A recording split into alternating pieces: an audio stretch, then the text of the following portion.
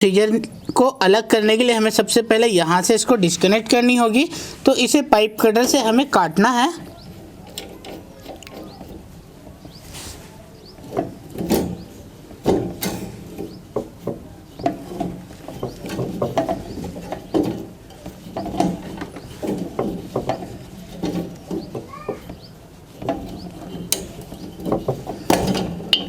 तो इस तरह से हम इसकी पाइपलाइन को काटेंगे। अब यहाँ पे देखते हैं कि ये जो कैपिलरी लाइन है तो इसे हम काट लेते हैं।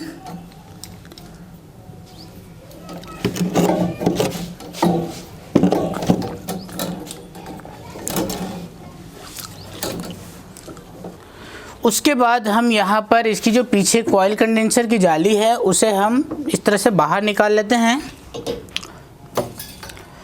अब फिर यहाँ पर देखते हैं कि ये जो फ्रीजर की पाइप है इसको धीरे धीरे हम बिल्कुल सीधा करेंगे। फ्रीजर बॉक्स में लगी डोर फ्रेम इसे हमें बिल्कुल अच्छे से निकालनी। दोस्तों अब हमने फ्रीजर की जो पाइपलाइन है पीछे साइड से बिल्कुल सीधा कर लिया है। तो इसके बाद हमें यहाँ से इस तरह से हाथ रखनी है और फ्रीजर को धीरे धीरे बाहर निकालनी है।